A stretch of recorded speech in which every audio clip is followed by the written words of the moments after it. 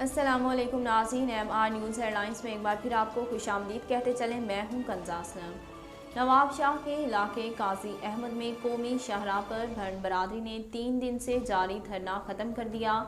ذرائع کے مطابق ایس ایس پی کی یقین دہانی پر ورثا نے دھرنا ختم کر دیا، جبکہ مقتولین کی نماز جنازہ ادا کر دی گئی۔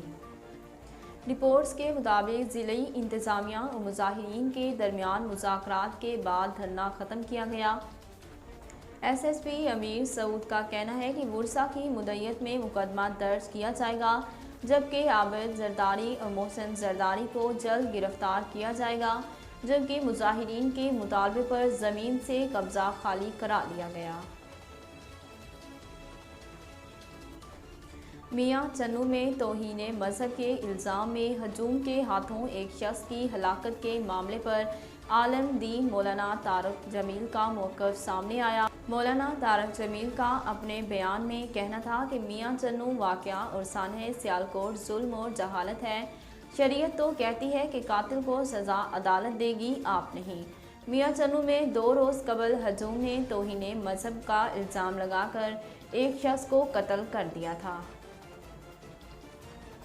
جس کے بعد 33 نامزد اور 300 نامعلوم افراد کے خلاف مقدمہ درج کیا گیا تھا۔ Pakistan Democratic Movement P D M نے مولانا فضل الرحمان اور جہانگیر ترین کی ملاقات کی تردید کر دی۔ پی ڈی ایم کے ترجمان حافظ حمداللہ نے دونوں رہنماؤں کے درمیان ملاقات کی خبر کی تردید کی۔ انہوں نے کہا کہ مولانا فضل الرحمان ڈرائنگ روم آف شور سیاست پر یقین نہیں رکھتے۔ عدم اعتماد تحریک کے کامیاب بنانے کے لیے ملاقاتیں خفیہ نہیں بلکہ قوم کے سامنے ہوں گی۔ حافظ حمداللہ کا کہنا تھا کہ پی ڈی ایم جلد مذاکراتی جرگہ تشکیل دے گی، جس میں تمام اپوزیشن جماعتوں کی نمائندگی ہوگی اور جرگہ مختلف سیاسی جماعتوں سے ملاقاتیں کریں گے۔ پاکستان میں عالمی وبا کرونا سے مزید 27 افراد انتقال کر گئے اور 2500 سے زائد کیسز بھی رپورٹ ہوئے۔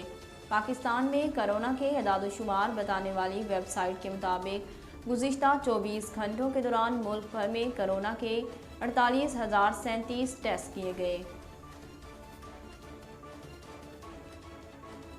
جن میں سے 2597 افراد میں کرونا وائرس کی تصدیق ہوئی، جبکہ وائرس سے 27 ہلاکتیں ہوئیں۔ سرکاری پورٹل کے مطابق ملک میں گزشتہ 24 گھنٹوں کے دوران کرونا کے مثبت کیسز کی شرح 5.4% رہی۔ ناظرین، اب تک کے لیے اتنا ہی۔ مزید خبروں اور تفصیلات کے لیے دیکھتے رہیے ایم آر نیوز۔